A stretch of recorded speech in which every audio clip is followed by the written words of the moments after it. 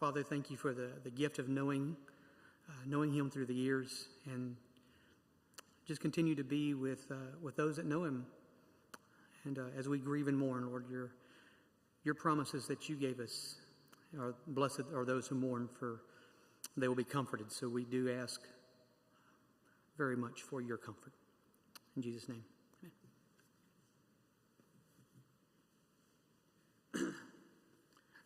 amen. I've known James for almost 30 years. Some of you have known him just as long, a couple even longer. Christy went to... Christy, how old were you guys when y'all first started? Yeah, 6 or 7. This picture you see, that's my favorite picture of James, and I'll talk more about that in a minute. But James was my friend. I considered him a brother. But he was just one of those guys that he showed up in your life, and you're like, oh, okay, here's this guy.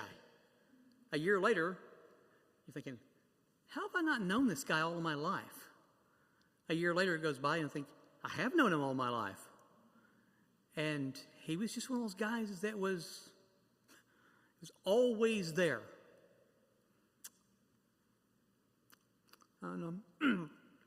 Until he wasn't. I don't know if you guys can see this picture.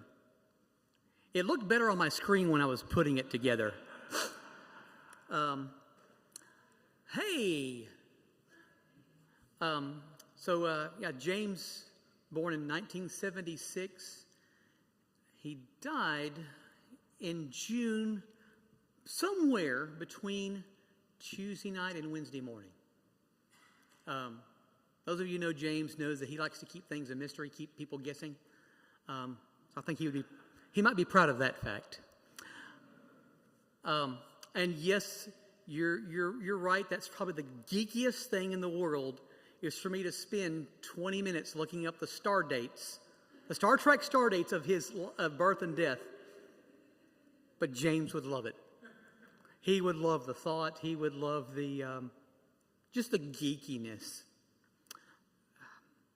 My brother was the geekiest person I know. Proud of it. And I was proud of him.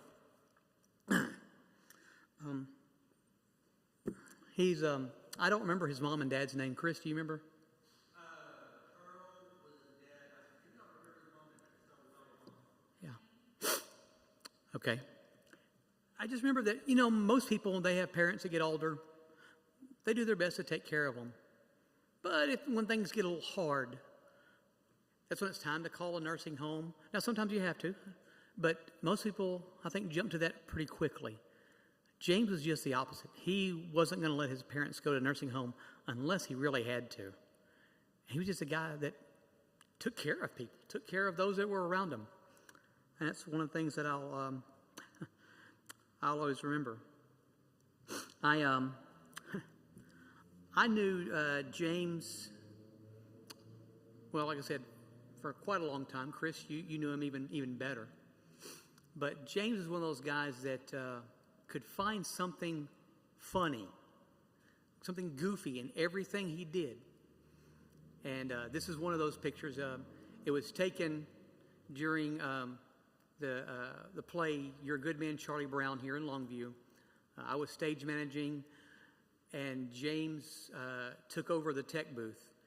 And if you know James, take over really means take over. But I wouldn't want anyone in that tech booth without James being there. Because somebody would drop something, a cue would get missed, and he's over there figuring it out. I made the mistake of leaving my phone around. It was locked, but iPhone won't let you turn off the camera function. So James found it and went around the church, because we rehearsed and performed at a church, took goofy, candid shots of everybody, and finished it with this.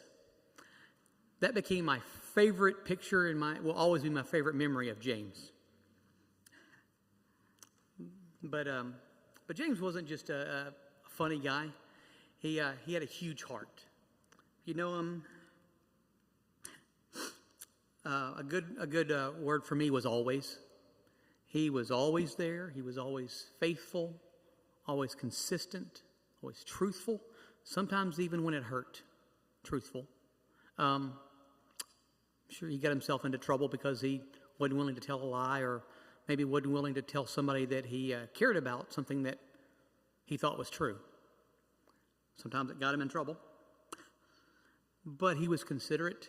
He wanted to love people. He wanted people to love him back. But James is also compassionate. I don't know if there's a dog or a cat in East Texas that James did not love. If a cat walked by and he thought, hey, nobody owns this cat, I'm going to go take care of it. Chris, you remember how many cats did he have around the neighborhood? Wasn't James or Chris's, but somehow became James and Chris's cat.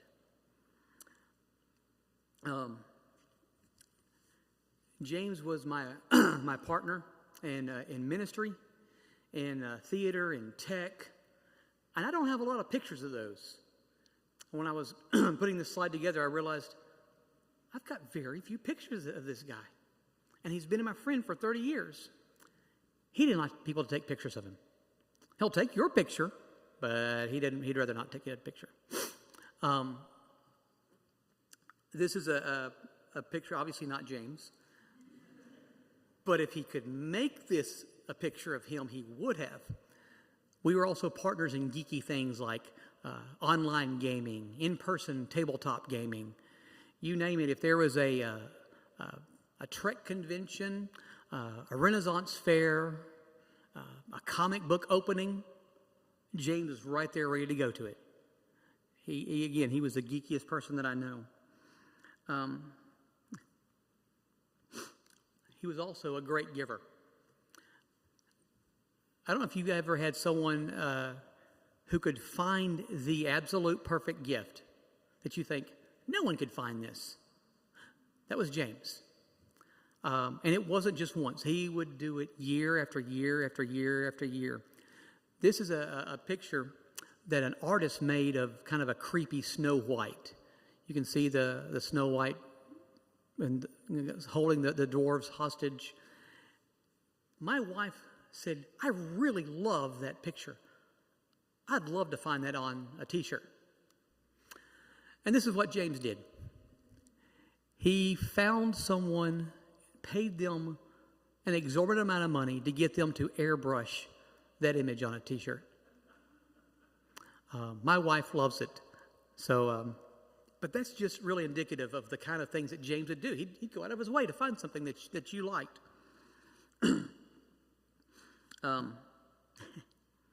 He was also the friend that you took to see movies. And it didn't matter whether it was Marvel, DC, Lord of the Rings, horror, whatever it was. If there's a movie that you liked, odds are he probably likes it too, and we'll go to see it with you if no one else will. I can't tell you how many movies I remember sitting in the theater watching with my wife on one side, James over there, sometimes Sully, sometimes Chris, but it was always at least Christy and James.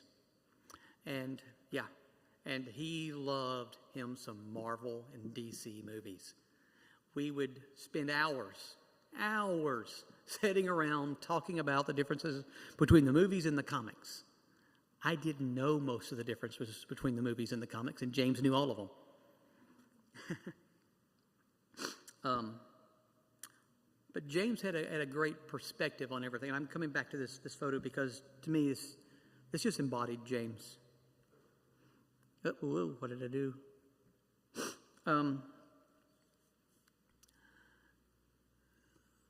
can't even see what picture. So sorry, my notes just died. So James was also a good travel buddy. We went to Scotland together in 2009, and this is some of us sitting at the airport, and you can see James on the right. He's not saying much. He's just watching and listening and having the time of his life. Yeah, it did something.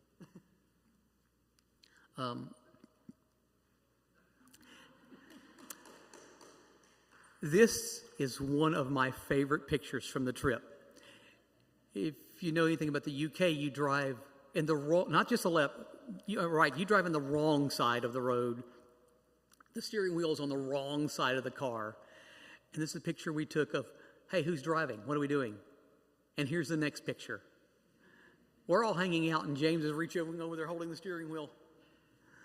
But he was such a good, fun person to go with. He may not be the most adventuresome person in the group, but you're going to have a good time if he's there. Uh-oh. He did something. James is also a good person to talk to.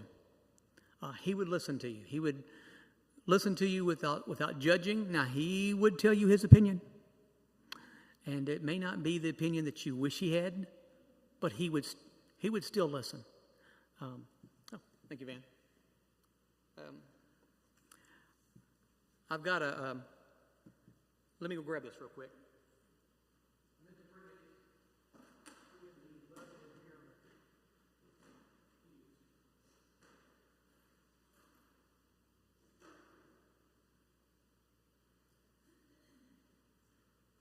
You can talk with James about anything, whether it was nuclear physics, and this is one of James's possessions. It's a piece of trinitite. For those of you who are unaware, when the Trinity bomb testing site in New Mexico, when they finished blowing everything to pieces, years later, people would pick up these radioactive rocks, and they would have to shield them, and they would house them and store them, and somehow a piece of it ends up in James's living room. And so he would talk to you about it. And if there was a $5 word to talk about what you're talking about, not only did James know it, he could spell it and then explain it to you. Also, someone to talk about history. Another little trinket. This is a piece of the Berlin Wall, also found in James's living room. And I meant to show this earlier. I showed you Christy's gift. James knew that I loved the movie Robin Hood. I mean, the original Disney cartoon Robin Hood. And last year for Christmas, James got the original movie poster. And this is my Christmas gift. I've kept it rolled up because I don't want to get messed up. Maybe too much rolled up. But this is the original movie poster from Disney's Robin Hood. Where he found it, how he found it, I have no idea. What's that? Oh, okay. That's okay. I'll put it out so we can, if he wants to look at it later. But you could talk about Star Wars versus Star Trek. You could talk about books. And James read books and would talk to you about them forever. He was a learner. Apart from seminary professors, I didn't know anyone who knew Greek as much as James. Now, they knew more, but maybe by a small margin. James is the only one I know of that could quote to you John chapter 1, verse 1 in the original Greek. I mean, who does that? But James did. James, sometimes I jokingly called him Eeyore, though. If you knew him. He went through a lot of depression. A lot of times he was sad. He felt that people overlooked him. And sometimes they did. And he wore his heart on his sleeve sometimes. But one thing, I'm just going to pitch this in. One thing you always see in the old Pooh Bear cartoons, Eeyore might be sad, but look at the people that he hangs around him. They're always happy. And that was that's what James did for our group a lot of times. But the other half of that, you could hurt James, but you hurt somebody that he cares about, and the word is Hulk smash. He might threaten to throw someone out of a window, over a countertop, or maybe both at the same time. And this is another picture from our Scotland trip. James may not have much in the way of family because most have died, but he did have a different family of sorts, a group of friends. This isn't all of his friends. These are just those of us that went on the trip. But James always surrounded himself with friends.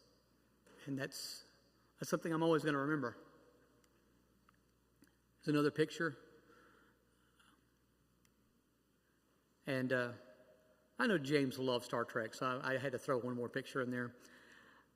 I cannot imagine gaming, going to a store, a bookstore, going on a trip from here on out without having James. He was my friend. And I'm going to miss him terribly.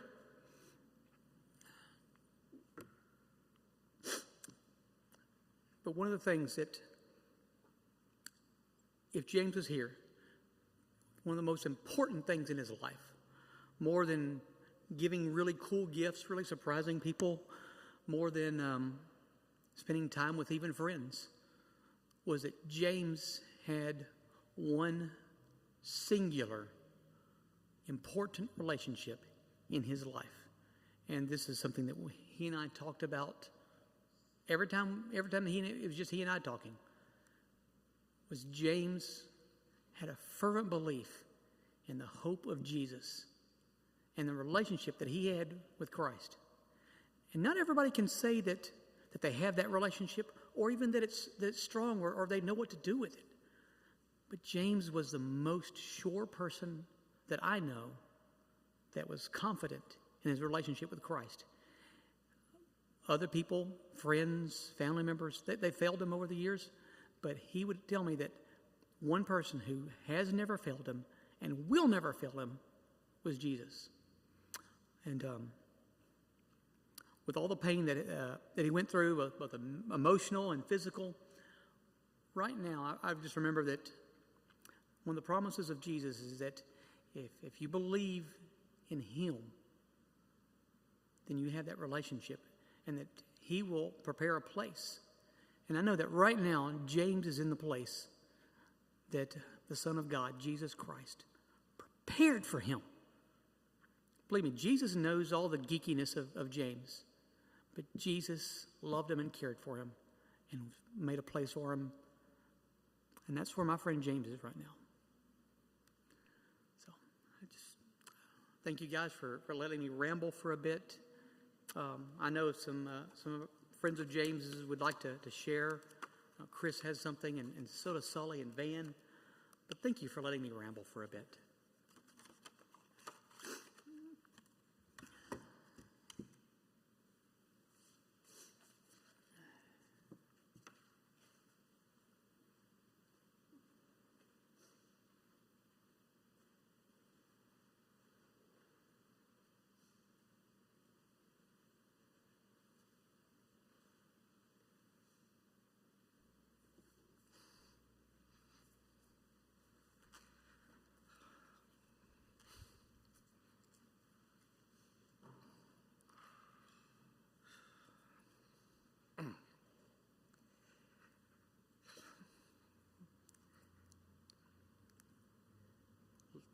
Like Vic said, my name is Chris. I've known James since before junior high.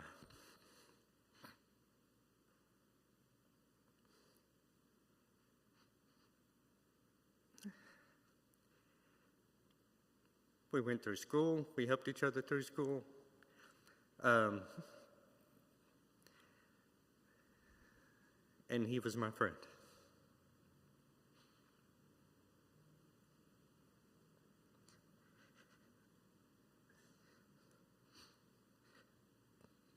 That's been,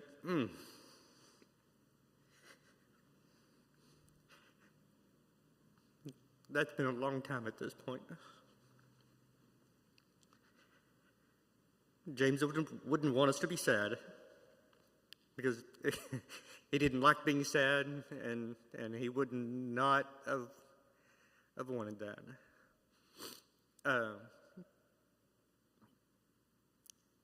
James and I have had a lot of adventures together. Some of them as simple as driving around doing something just to kill time, like walking through malls around Dallas and stuff because we were curious. James is a very intelligent, smart person.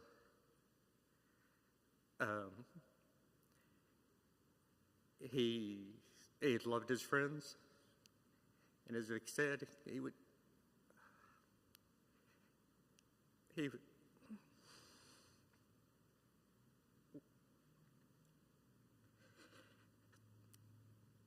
do anything if you were his friend. Anybody that hurt James, he'd brush it off, forgive him. He wouldn't talk to him, but he'd forgive him. But if you hurt one of his friends, he knew places to bury bodies. And he knew people that would help him that may or may not be in this building. Because that's who James was. If he was your friend, then he loved you and he cared about you. He could talk about anything, like Vic said. Some of this is going to be just dittoing what Vic said. James could talk as much about, me and him has many conversations about Marvel and multi-universe stuff with all that coming out, that has came out and everything. But he could also have a very strong, in-depth discussion when it came to the Bible and faith and responding to things in life. At heart and in his call, he was a minister. He wasn't in a church as a pastor or anything, but he did where he was supposed to. James is smart enough to be a lawyer, and those of us that know him know how technical James could get. If you needed to research something or were curious about something, especially if it came to the law, he could find about it and find you a lot of precedents, and he didn't just go down the rabbit hole, he went down it through to the other side. And he would find stuff that there probably are some lawyers didn't know was out there. How he found it, I have no idea, but it is Google and it is James. So he would help you any way he could. James was a big man, so there was some things he could not do, but he would make up for it where he could. To those of us lucky enough to have him as a friend, you'd learn what is important. Me and James, like anybody, any two people, you disagree with things, but you move on. James, I'm part of a group called MBUX, and in our chapter, in that they have a term called a spark plug. And when somebody starts a new club, there's always somebody that's called the spark plug because they're the one who jumps off starting a new club. Well, James was a spark plug for a lot of things in my life.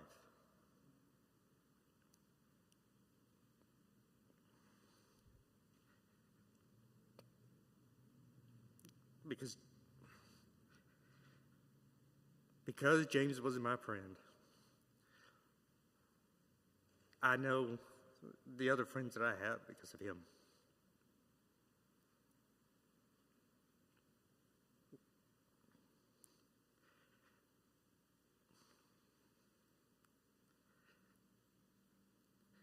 There's not anything in my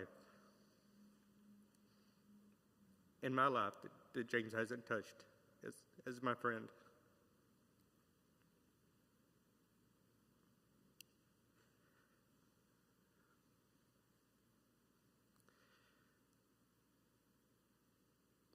Where he was at when he passed, we all know everybody's going to die. We all know it's going to happen sooner or later. But that doesn't prepare you for when you get that call.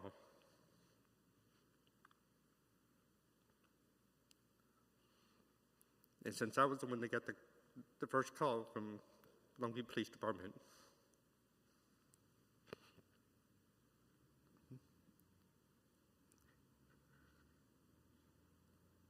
it took me a while to wrap that around my mind.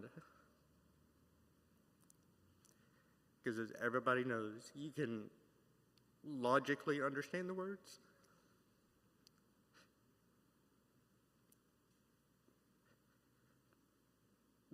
but emotionally, spiritually, it takes a while.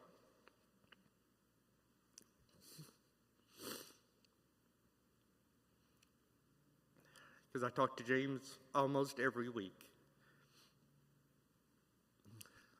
And there was other things we were gonna go do, just like there is with everybody's friends.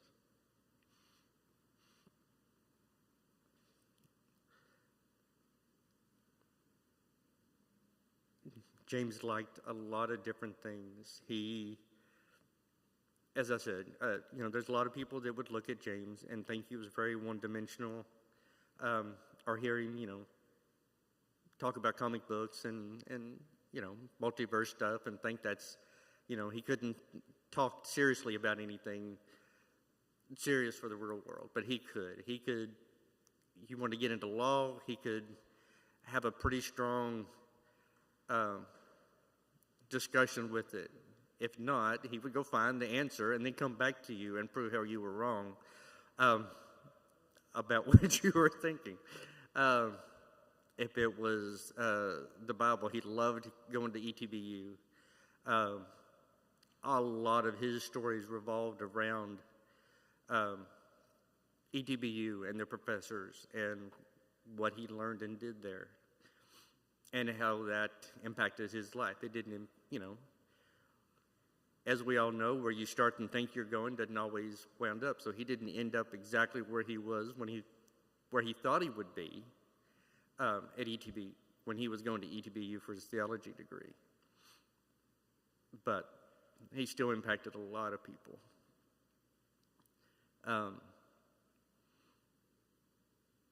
And I know there was some people from his job here, from Mr. Cooper, which was his last job, they were concerned about him when he didn't show up. James, every job has its failings, and Lord knows from Mr. Cooper and what they have to deal with, Lord knows that's a stressful job. But he enjoyed it. He found something that he liked, and he kept finding things to challenge himself within that company. And his supervisor and everything, we can tell you, he had a lot of stories about how well his supervisors talked to him and thought of him and everything. And that is, I will always appreciate, because like Vic said, Eeyore is a perfect description for James. Except for that James didn't really waller in self-pity. He'd be sad, but he wouldn't. He never let it overload him or anything. He knew who he could call to talk to, whether it's Sully, me, Vic, whoever, Christy. Christy could always make him laugh.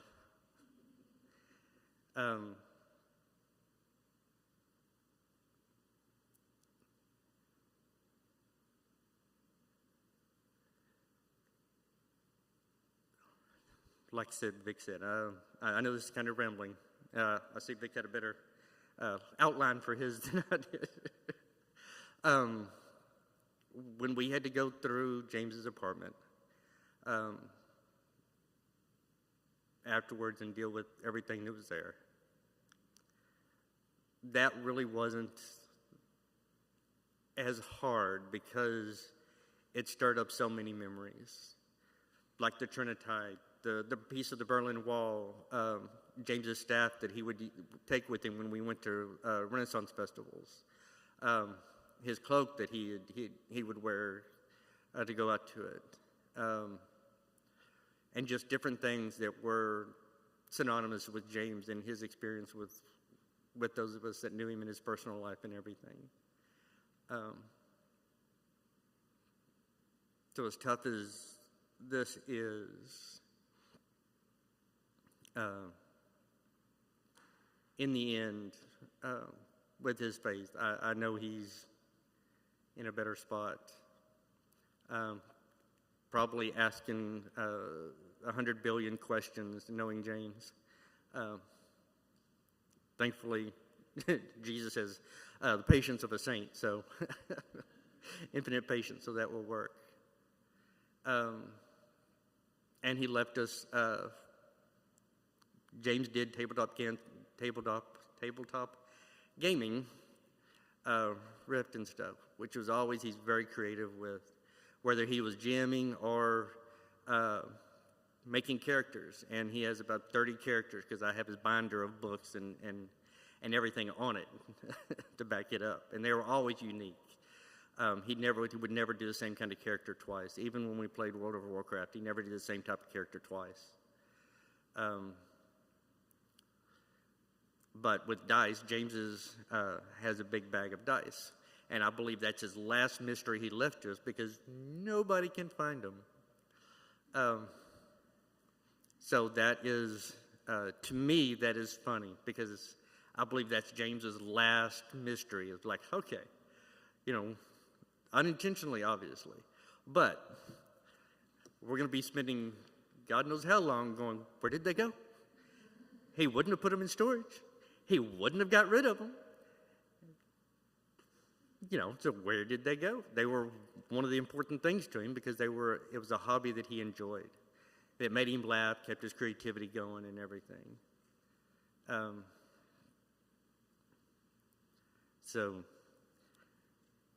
I do appreciate everybody that showed up. This is sad, but it's also a remembrance of James and his life and the impact that he had on us. And I will miss him.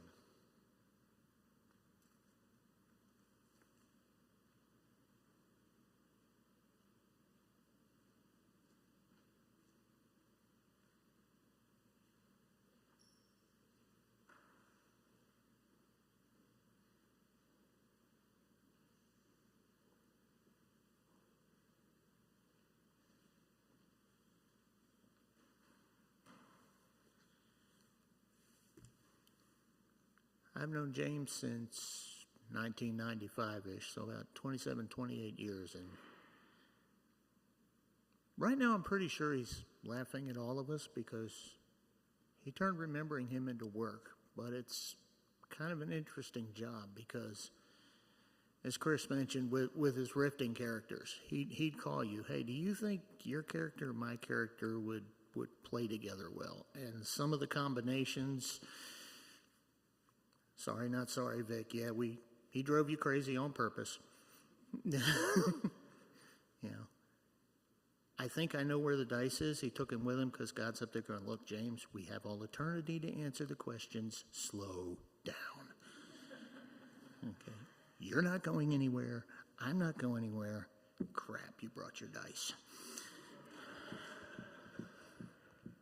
There's an old cartoon when Gary Gygax, the creator, inventor of Dungeons and Dragons, finally passed away. It's a cartoon, and it's kind of white, black and white, 2-panel cartoon, and it's God looking down going, what's taking so long? And it's the devil and Gary Gygax sitting at the table, and the devil's looking up going, he pulled out another book. That's how I know where the dice are. you could, the sheer random trivia that James could bring to bear. Bring your A game if you even thought about going head to head with pun battles, as my daughter found out to her chagrin. You know, very few people in life are blessed with, you know, the saying is the brother from another mother or the sister from another mister. Very few people actually have true brothers from another mother. And I've got a few, and he was one of them. You could call him at 3 in the morning, and the first 3 questions were, are you okay? Where are you? What do I need to bring? And he meant it. His other one was, I'm hungry, get in the truck. Okay, let me get ready. I'm in your driveway. Where are we going? I don't know. I'm hungry, get in the truck. Okay. Well, it's kind of in between. I didn't ask you if you had money. I'm hungry, get in the truck. That was James's generosity in a nutshell. It didn't matter what it was. But I'm sure that I am not the only friend that got a random phone call that just made you stop everything. And it wasn't because it was anything bad. Your first most important question at this point is, James, where did you get that idea? Chris mentioned he took care of his parents, and Vic mentioned that too about, you know, some people really do try very, very hard to take care of their parents when they get old and have medical conditions that require more constant attention. James took himself out of the job market to take care of his mom when she was in a nursing home, and his dad was starting to, unfortunately, degenerate into dementia. So in the middle of him trying to hang on with the finances he had and going back to school to get a double bachelor's degree, and I think it's emergency management and homeland security, just so he could get back in the job market, you would get weird phone calls like, hey, if you got to blow up Longview, how would you do it? James, you know I work for the city, right? Yeah, that's why I'm asking you. Who do you hate the most and what do you want to do about it? James, can I get a little background, please? Oh, yeah, it's for a school project. Oh, so Laterno's going to blow up Longview now. I feel so much better because we put the engineers in charge of the demo job. No, but, you know, when it came to interacting with James, one of the scariest things he could ever say, and I'm sure Vic will more than vouch for this, don't make me go to Greek on you. Then I'm sure if you gave him 10 minutes, he would know more about the kids you announce than probably just as much about them as their own parents did. That's just James. You know, one time my daughter, when we were fighting for custody of my daughter, she called him at 3 in the morning. She got 4 questions. Are you okay? Is Sully okay? Where are you? What do I need to bring? Oh, nothing. I just wanted to see if it was real. It is. Can I go back to bed now? Okay. Yeah.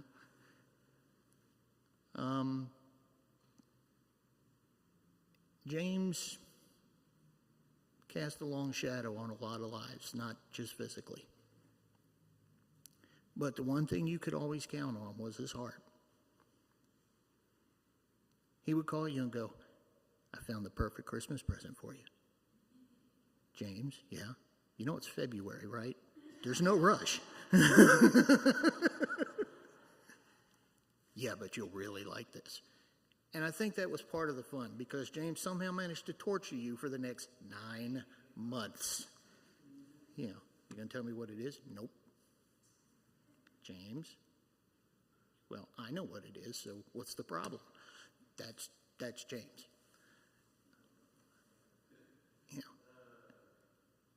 If there was any way he could try to make your life better, he would try it.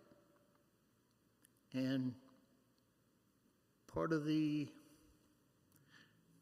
mementos that I decided to keep were his 2 ordination certificates.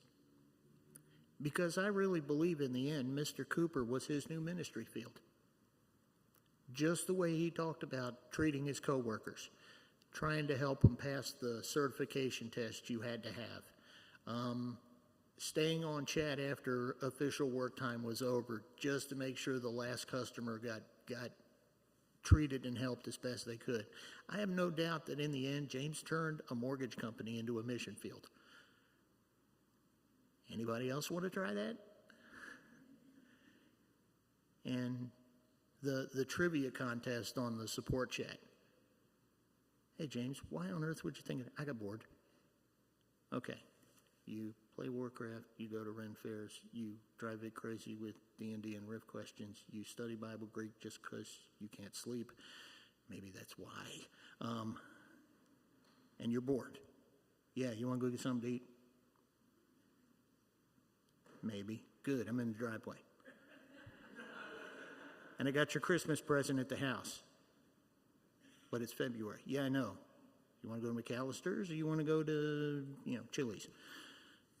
That's James in a nutshell. You can't really take one piece of him without getting the whole package. And that's why it was hard when Chris called me. I just talked to him Sunday night. Yeah, sorry I couldn't play. I took the wife out to lunch. She found a new spot she really wanted. Oh, tell her I said hi and pet the cat.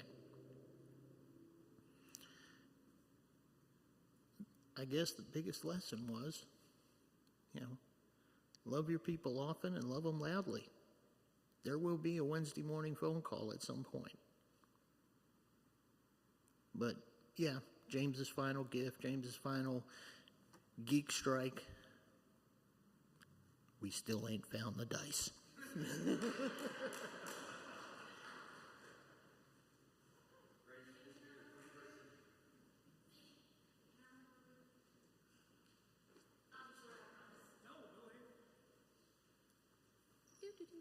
So I wasn't going to say anything, but then I listened to everybody talking, and I was like, you know what? I think I do have a little bit to offer.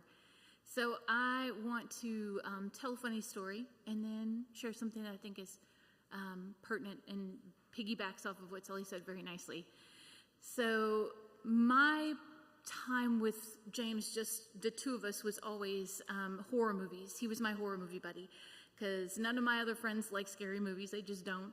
So we would go see scary movies together, and I have a blanket that I take with me because if it gets too scary, I will pull the blanket up over my face, and he would tease me and say it was my blanket of protection. And I told him, yes, that gives you +10 to any versus jump scares. So for those of you who are D&D geeks, you'll get that reference.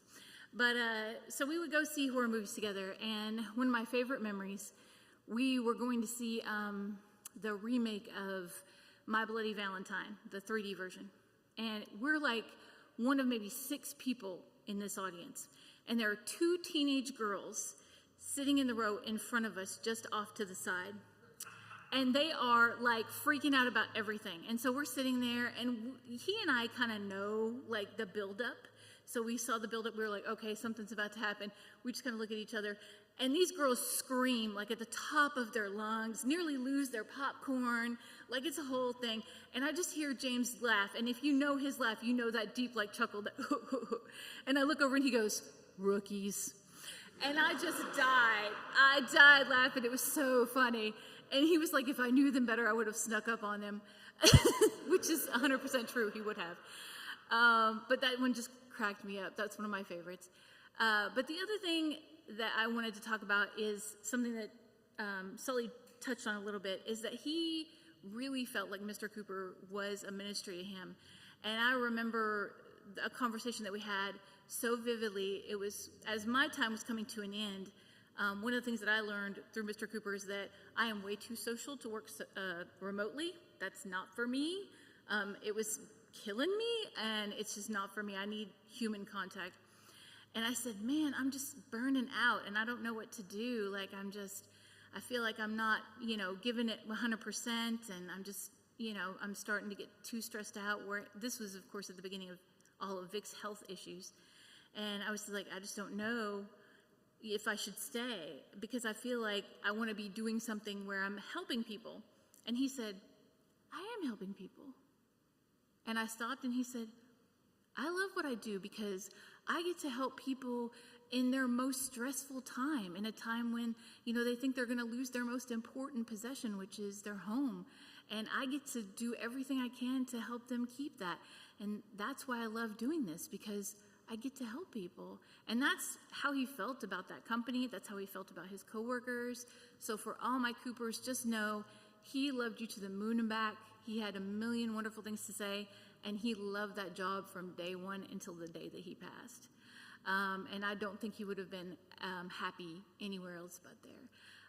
But I just had to share that because I know I worked with him and know you guys, but he really did love what he did. And also, I wanted to throw a little levity in there, give you a little chuckle. So, but yeah, that's the way I will always remember him. So.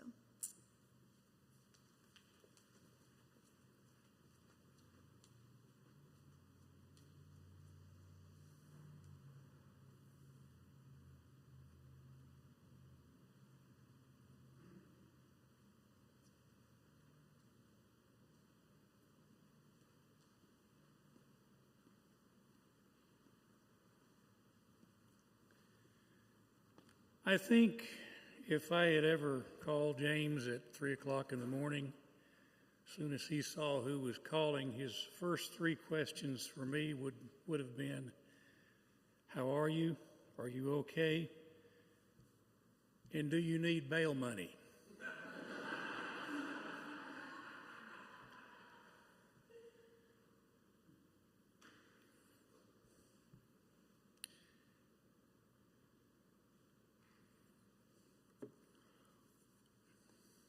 One of the recurring themes that I've heard here this morning or this afternoon is, how do you condense X number of years of friendship with James Clark, years of memories, years of conversations, trips or events into just a few minutes worth of remarks which hopefully will adequately portray the depth of our value of James and what he meant to us individually. First, let me offer this interesting bit of trivia. There's a theory called 6 degrees of separation that was first proposed in 1929 by a Hungarian writer, in which he hypothesized that anyone on Earth could be connected to another person on the planet through a chain of acquaintances with no more than 5 intermediates.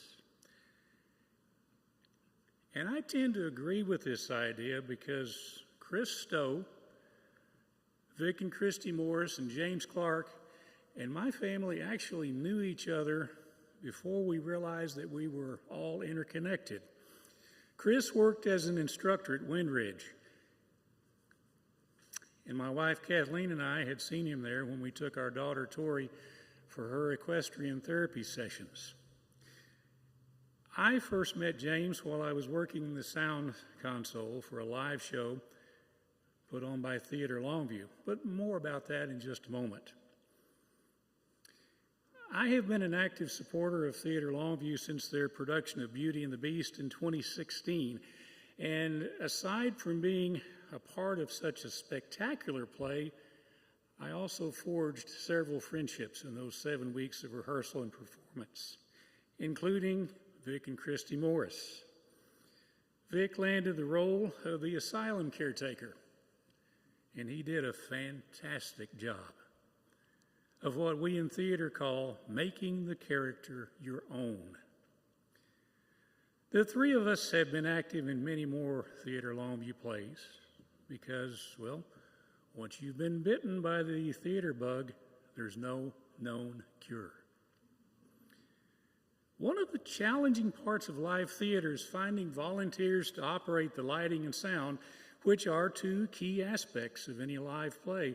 And James had offered to operate the sound console for one of the productions. I attended that particular show just as a patron, and I introduced myself to James during intermission. I didn't realize it at that time, but that handshake would be the beginning of a 5-year friendship with James.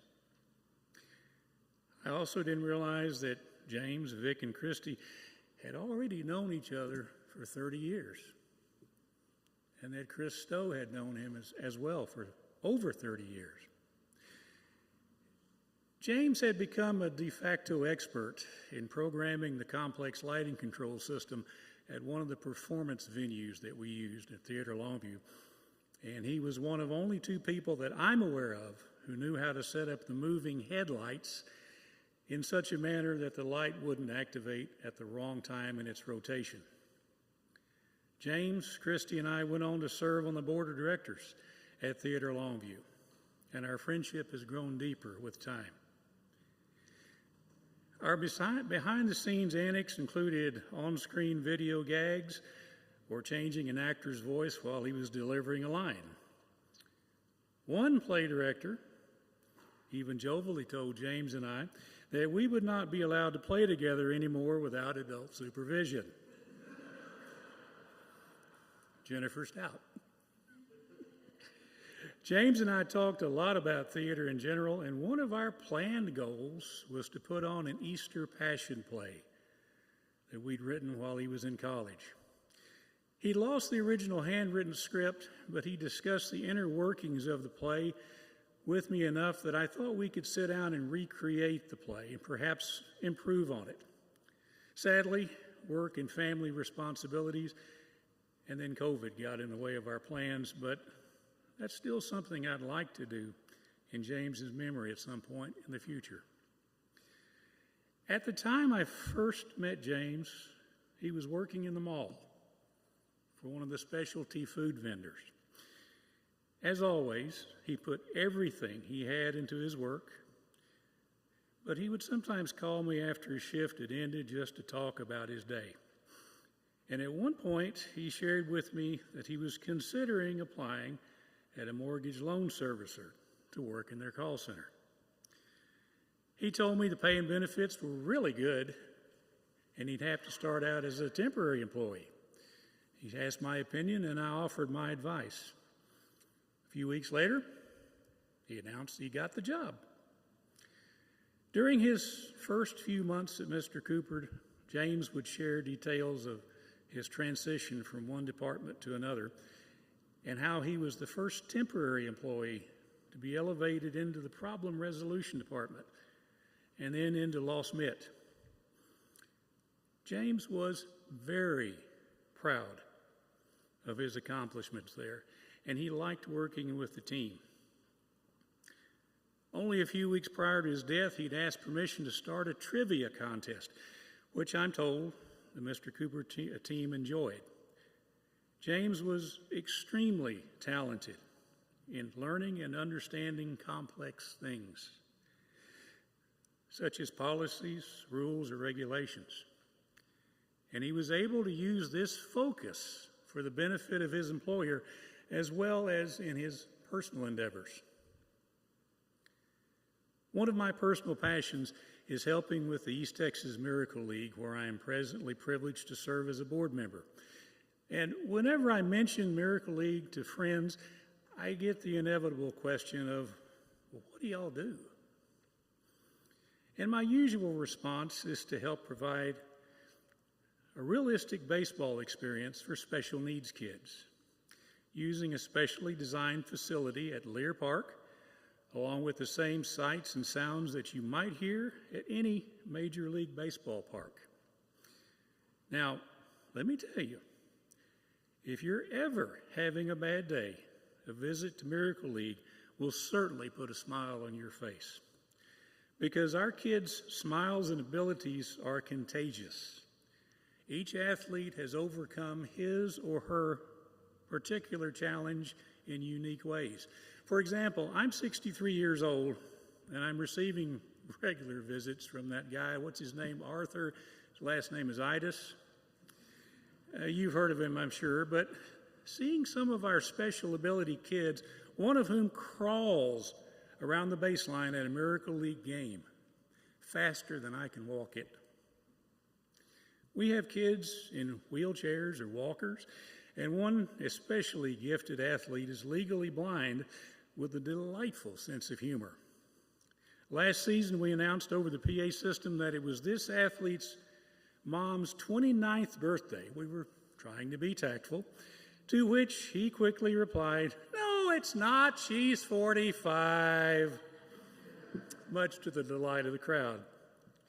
Shortly after I met James, I asked him if he would help me in the sound booth during the games and run our Nevco video scoreboard system.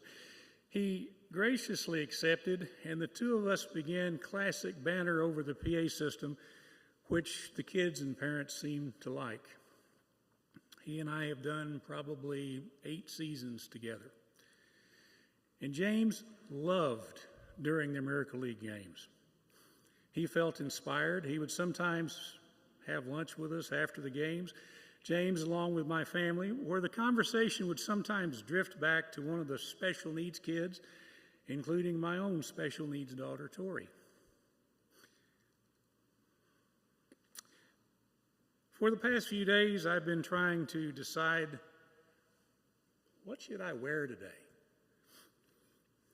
I've been trying to put this off because it's difficult for me. I've only known James for 5 years.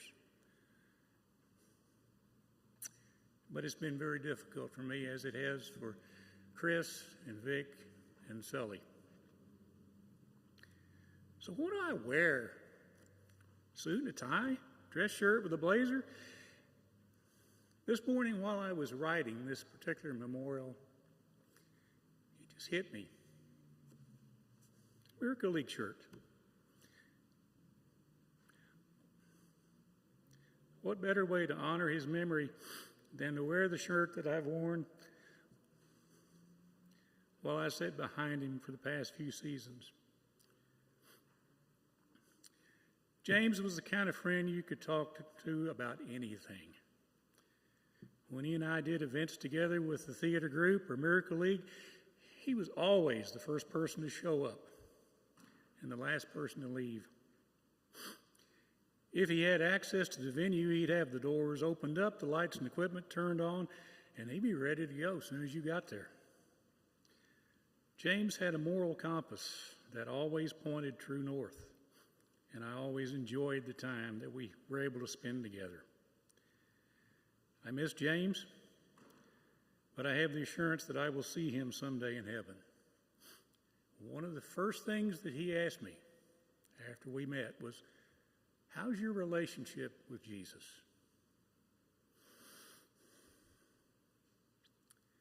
And I told him I was good, and he was happy with that. Rest in peace, my friend James. I'll see you again. If anyone else would like to come up and share some memories, please do so. Thank you.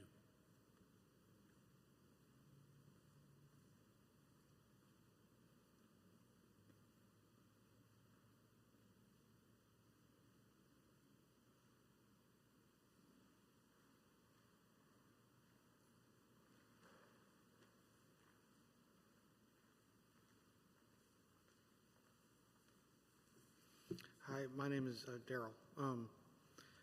I didn't know James as much as well as everybody else did.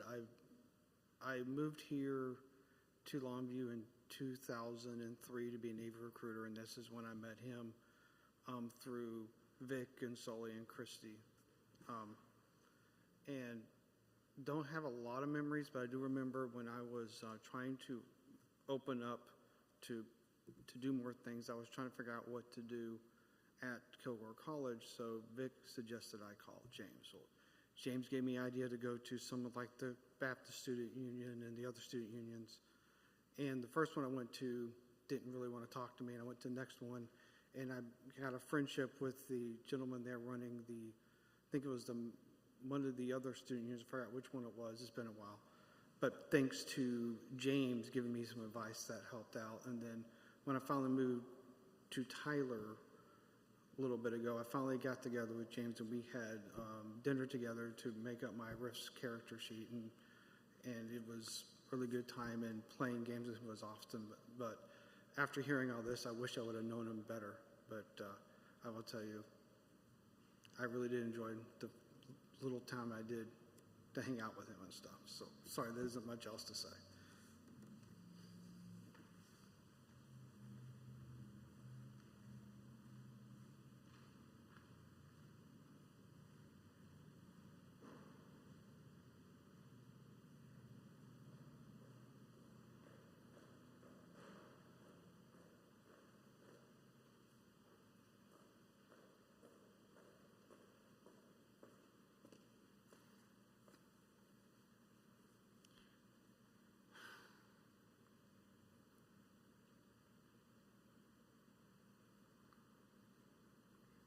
As everybody said whenever they came up here, you don't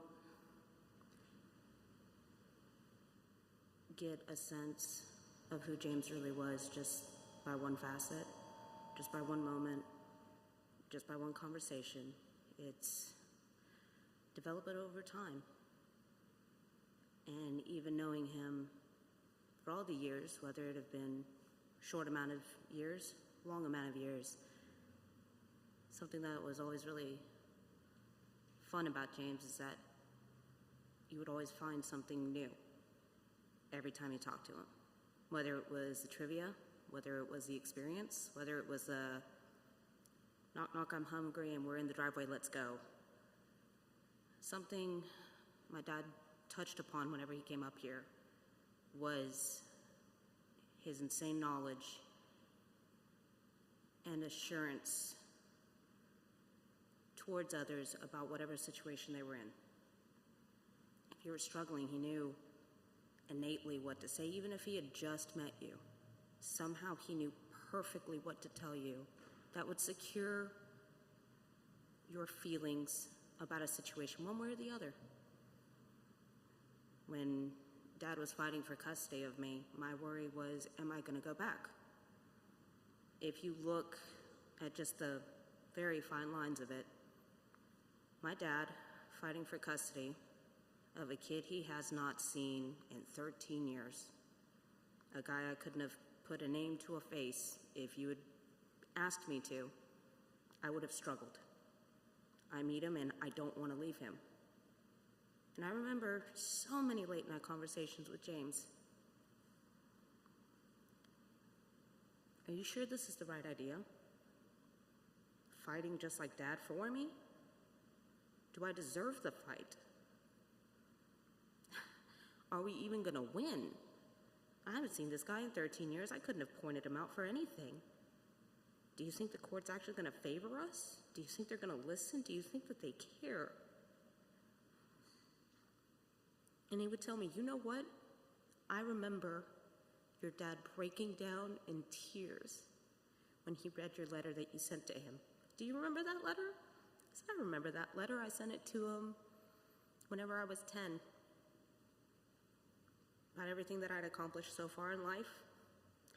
My little ribbons from perfect attendance, A honor roll, citizenship award in school, just reaching and grasping at straws to hope that if my dad is out there and this letter gets to him, that he opens it up and goes, wow, you know, I care. I really do care about this kid and I love them. And he said, I cannot tell you how happy your dad was at that letter. The fact that he even got it. He was worried he would never see you again. And that hurt him. But to see that letter, it broke him in a good way. It wasn't painful in the manner that you would think. Your dad looked forward to it. And then the chance to get you, not just to, but the chance to be with you. Your dad's not going to give up this fight, kid. We're in it, all of us. Not just your dad, not just me, not just Brian, Chris, Vic, Christy, we're all in this together. Kid, you are worth that fight. I'll help you look up laws. I'll help you look up everything. You and I will be up until 3 o'clock in the morning. Everything we can think of to bring to bear. You will stay home. You will stay here. How can you tell me that? And you know what? Actually be right. I meet my dad officially from my own memory for the first time the summer I turned 16. October the same year, I cannot tell you how wonderful it felt to hear that gavel peal in the courtroom and be told, "Congratulations, Mr. Sullivan. Go take your kid. She's yours." And just to know that I could look over at James and go, "You know what I'm going to say? You don't have to. You know it'll make you feel good, though. Told you you don't have to, kid. You were right. Told you didn't have to say it. Yeah, whatever. Let's get in the car. Where are we going to go eat?"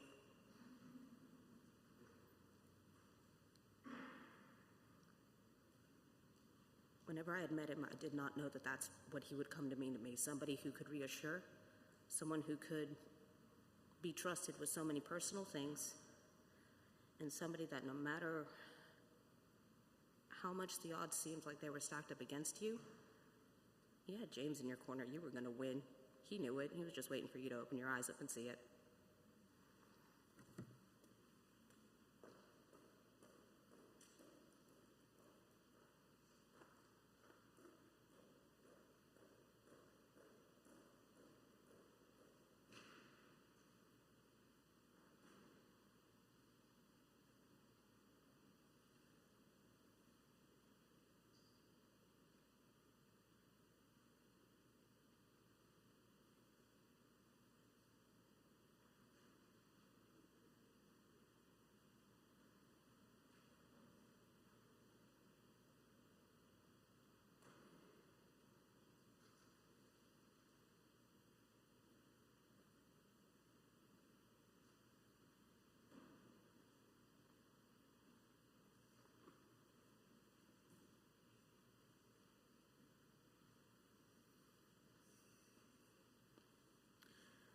I'd like to thank everyone for coming.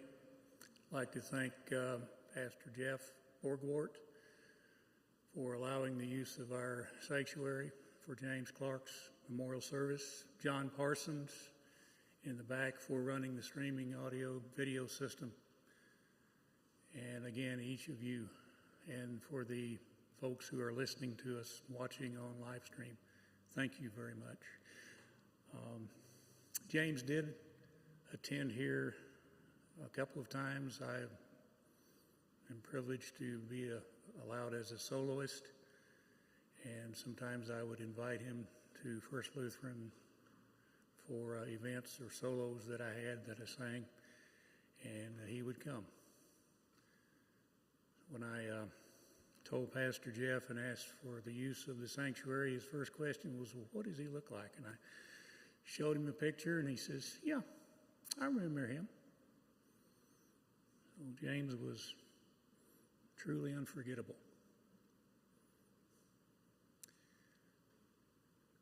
Thank you for coming, and I think that'll conclude our service for the day.